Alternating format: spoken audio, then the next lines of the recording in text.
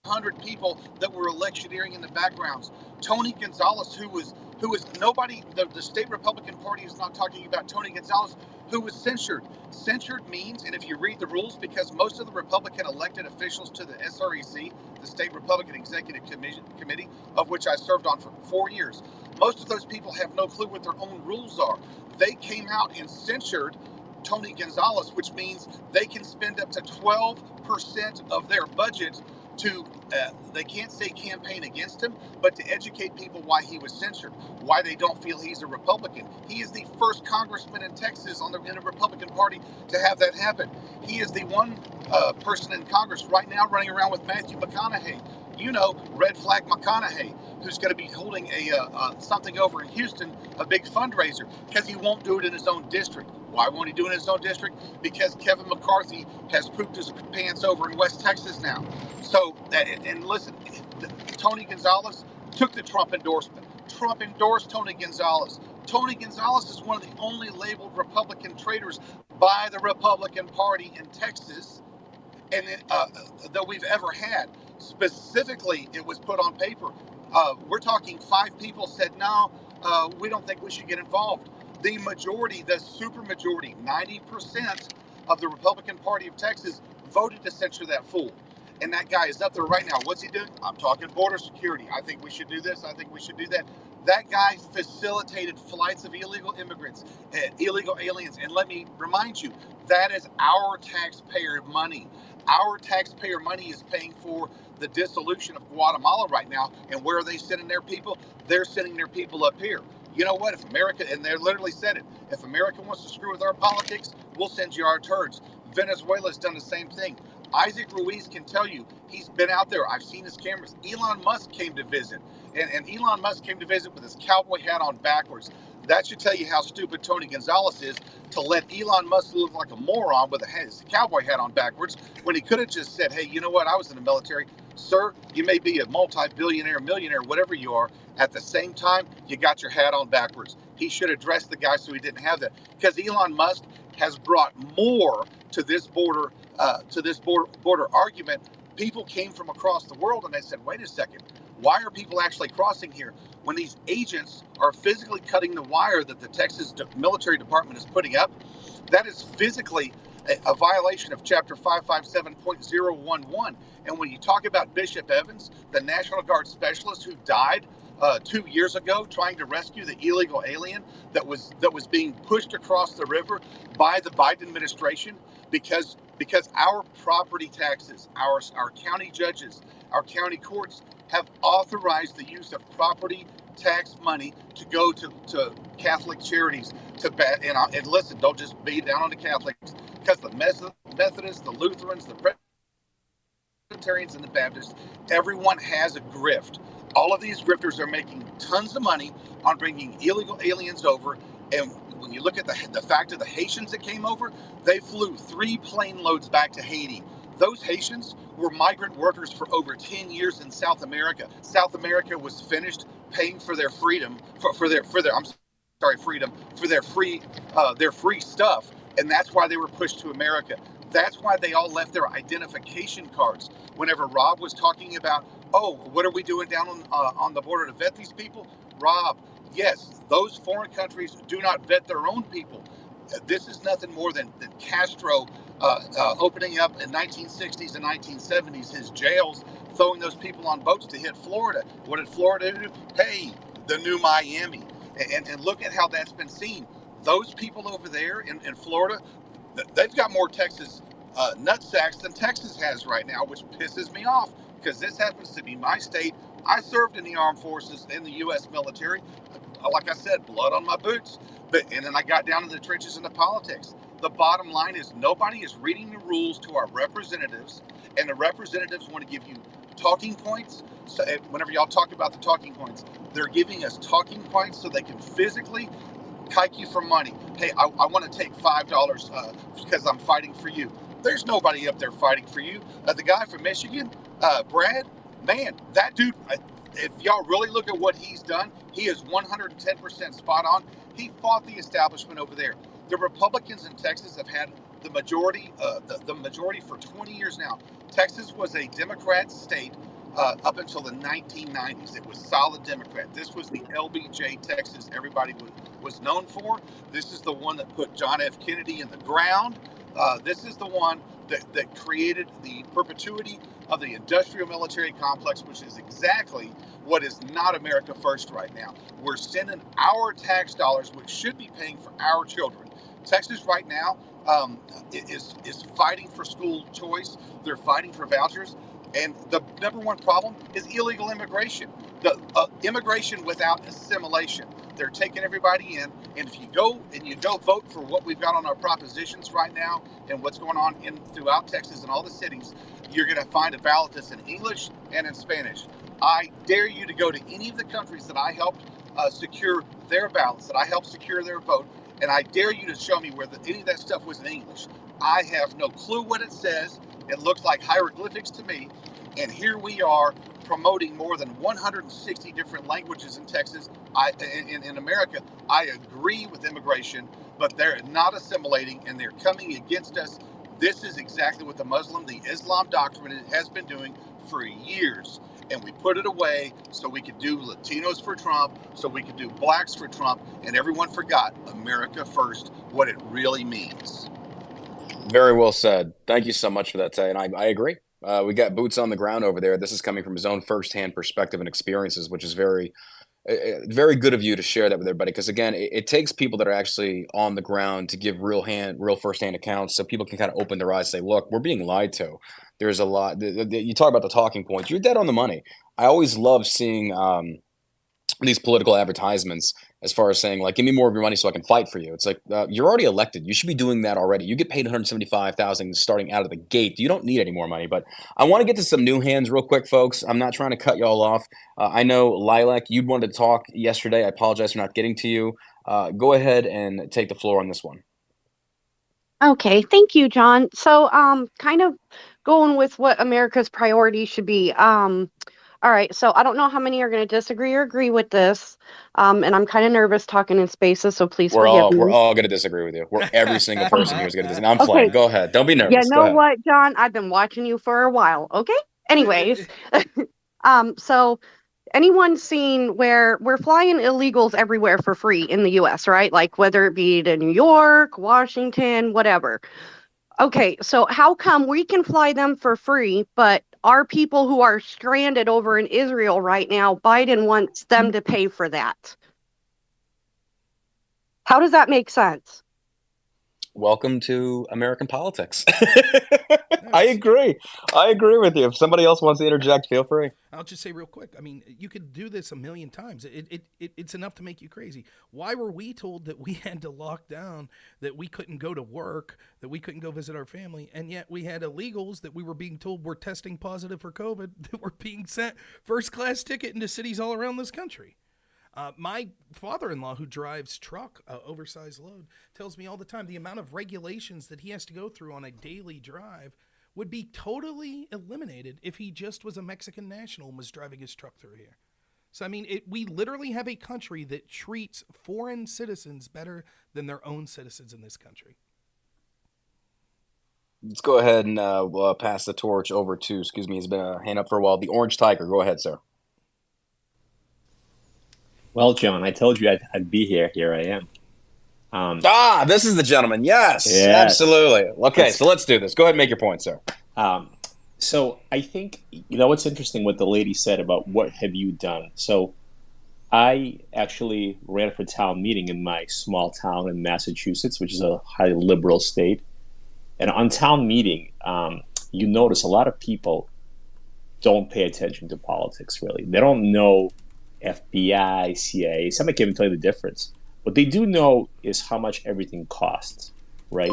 And in 2019, how much everything cost, including your mortgage, your line of credit, your food, your gas, was much more affordable than it is today. And that's going to impact the voters. And I think that's what the Republican Party needs to run on. We can talk about election interference, January 6th.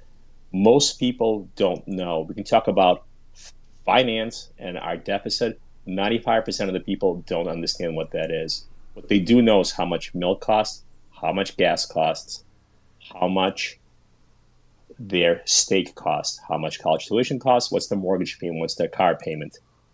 And I think that's what the Republican Party is just missing on. And I think that's why Trump's got a good chance to win, because he did it. Whether it's on him or not, it was a coincidence the rates were low and the economy would have been there anyway, I don't know. I think he did a lot of good things, in my view, and a lot of it was optics. He was a pro-business president. I do work in high finance, and we were much more bullish on the loans. We would do pretty large loans. We were doing because we knew we had a pro-business president in there that was going to be less interested in regulations, et cetera, et cetera. He sort of put a halt on some corporate inversions. I can explain what that is if people don't know. And I think that's fine if you're highly educated. I mean, I didn't serve like you did. Thanks for your service. I did go to a pretty high-level grad school for business, so I'm a nerd when it comes to that part of it. But what I will say is even the average plumber, and one of my good friends is a great plumber because I can't fix anything, he couldn't add two and two together, as he laughs all the time, but he notices how much everything costs. And I don't understand why the Republican Party can't run on that. Why can't they just run on the economy? Because people, I don't care what Bidenomics says or this or that, the market's been stagnant and the prices have gone up. It's 126% higher than it was when Biden took office on average. That's the CPI. You can Google it. It's the CPI index. That's crazy. That's the average. And food prices are way higher. Credit card debt is way higher. Car loan defaults are an all-time high. And if the Republicans can't win on that and can't unify themselves on that, this party is lost. Because you can argue, is the border secure or not? It's obviously not, but the liberals don't have that common sense. We can argue about Israel, John, and what we should do. What we can't argue about is that state cost $10 in 2019, it costs $18 in 2023. Those are actual numbers. And as I'm going to say, and you guys can opine, but if the Republicans can't run on this and unify against this and win on this, this party is completely and utterly lost. So I'm happy to take any questions, or I'll put myself on mute. But this is the point I want to make, is the priority should be the economy. Because if that is strong, everything else will sort of take care of itself, except for the border. We need to impeach Mayorkas. I don't know what they're doing. He lied blatantly to Congress. And I don't know who doesn't have the balls to do that. That is a blatant lie. It's well known now. And you have an excuse now. There are terror attacks. We don't know who's coming in. We're going to impeach you for lying because now we have a terror threat here. I'll end it there. Thanks, John. See, I was polite, right?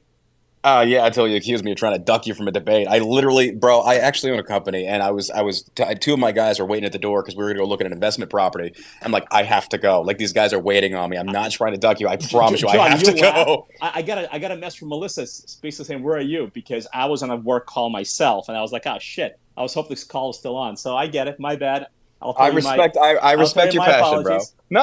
I respect your passion. I'm the same way. When we're very well, let's skip the asks. And I do appreciate the fact that we do agree that American economy should come first. That border needs to be secure. So I'm glad that you will concede that the points that I was making yesterday, which being themselves being tied into Israel and Hamas, it's not me saying that I don't want Israel or I don't want involvement of supporting our allies. What my point is that we have to focus on American first priorities, which is, for me, is from the standpoint of the border, the economy, things like that. We can mutually at the same time also support Israel's right to defense, say, do what you got to do. We've already given them enough money. But as far as committing troops, I didn't get a chance to explain this part. They took 30 hostages of American hostages, okay? No, they killed them. They took 20. They killed 30. So even further of like saying, well, I thought they were still American hostages they were holding, though. They do. They're holding 20 and they killed 30, okay. So 50 total, so, let's say. There you go. So for me, and my point is that, yes, we can assist Israel in this idea, which we've already done as far as Delta Force operators working over there, is going in and get our people out of there. Now, yesterday you said that was a declaration of war. I'm afraid I don't see it that way, because when I saw that whole event unfold as far as the 1,400 being murdered, is that I don't think Hamas was discriminately targeting Americans. It was basically whoever's in front of me, I'm going to kill.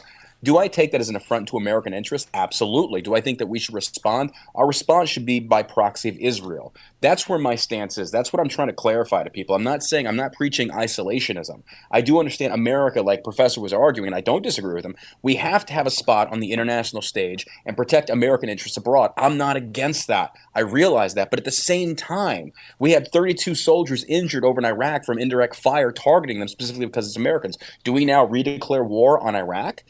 But again, that was a faction within Iraq that hates Americans. So the Iraqi government can denounce it. But as your logic stated, is that a declaration of war? And if it is, what do you do in response to it? My point is we need to pull our troops out because all we're doing is allowing ourselves to be baited into more forever wars. That's the point I was trying to make yesterday. Yeah, here's my counter to that, and that's why like Trump did as well. Well, it's inherently wrong. So no, I'm kidding. I'm kidding. Go ahead, bro. Go ahead. You could be right. You could be right because I am not a politician, as you can see with my direct approach.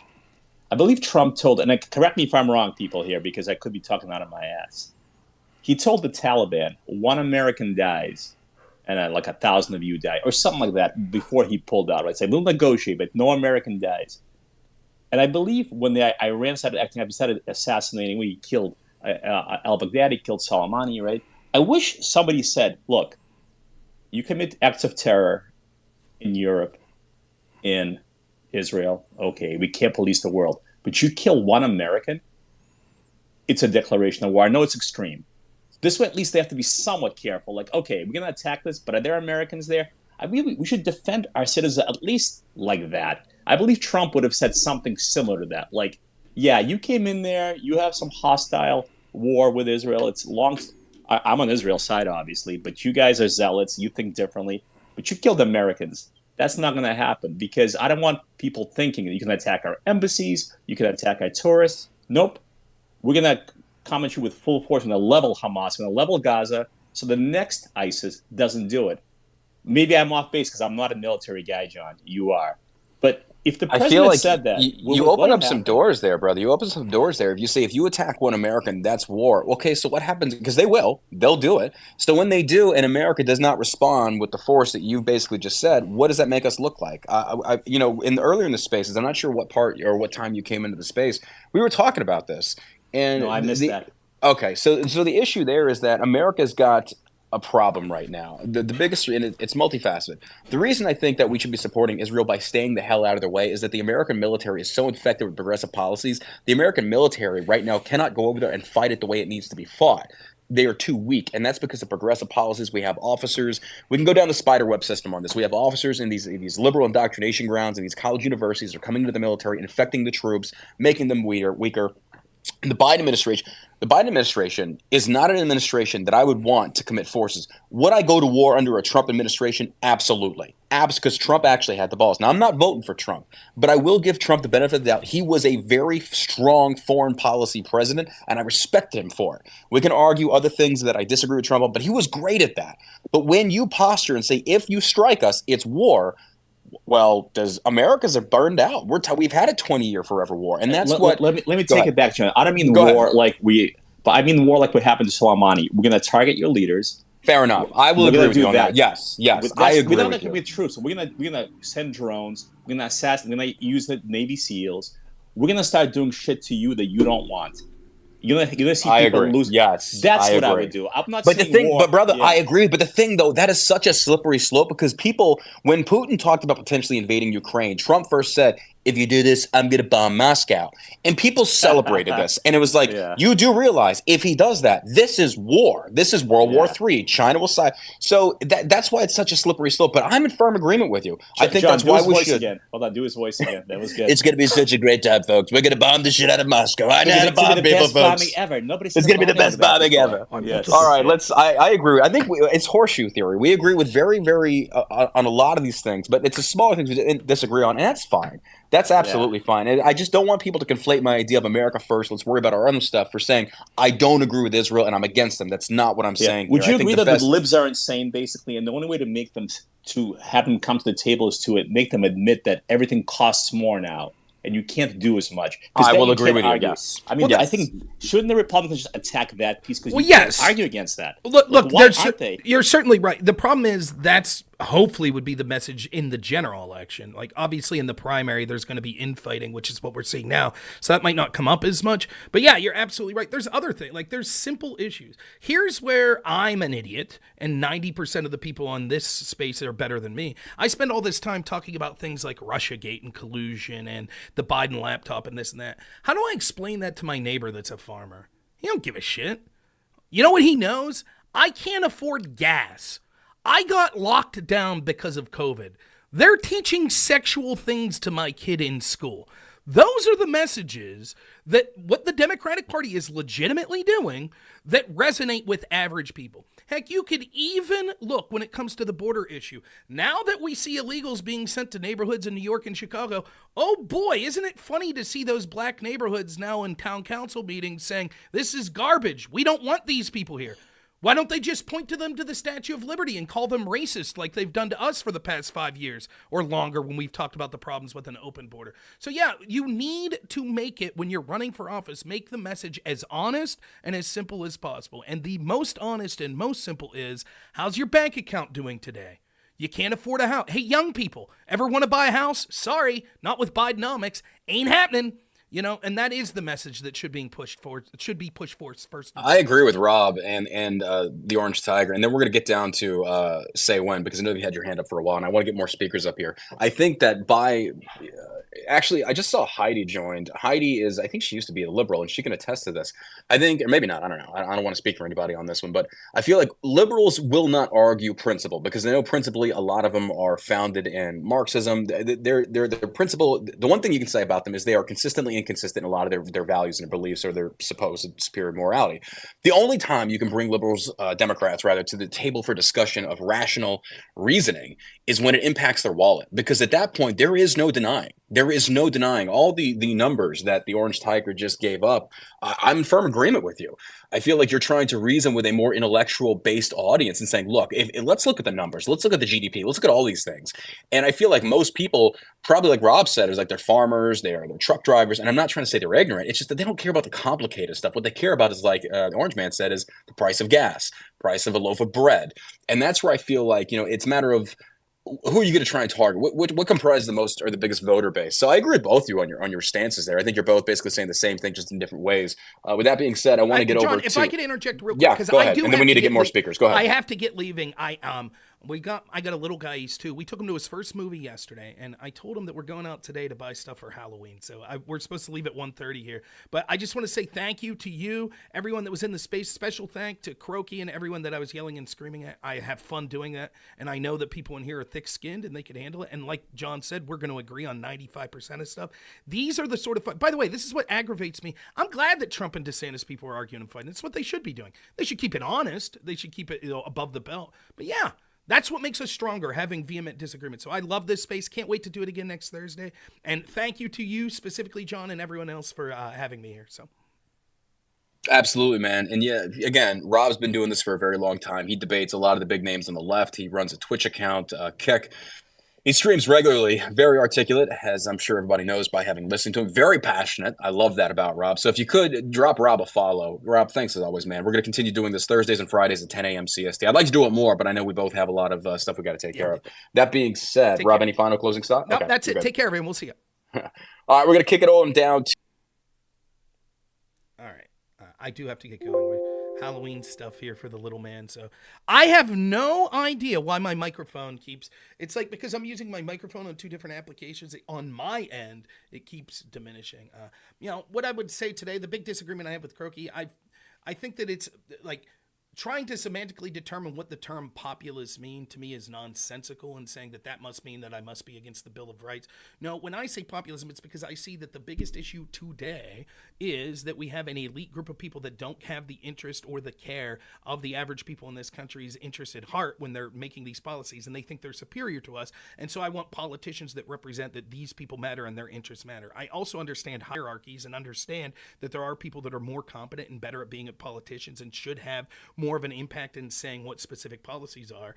But I think that there's a mistake in saying that when you say you're a populist and you want to see things like the FBI disbanded, that means that, well, you're rudderless and that you would want the Bill of Rights disbanded and all that. I completely disagree with that sentiment. So that's what I was saying with Croaky there. But other than that, I thought it was a good stream. I should be back. I think I'm going to start doing... I'm having difficulty now taking my computer to work for various reasons. So I might be doing just Twitch exclusive streams on Mondays and Tuesdays for the foreseeable future. Those streams will be done through my handy dandy phone here, so I won't be able to take calls and things like that. But maybe I'll do some spaces on that as well, and so we can take some calls on there. So make sure you follow me on Twitch. Make sure you follow me on X. Also, other announcement, I got to take some headshots today for Andrew Wilson of the Crucible so I can get involved in getting material set up for my war on TikTok, the Crucible's invasion on TikTok, which I'll happily be part of. So look forward to that in the future, working with the Crucible to go make some lefties on TikTok look really stupid. Should be a lot of fun. So thank you so much to all of you. I'm going to head out now. It was fun as always. Have a good one.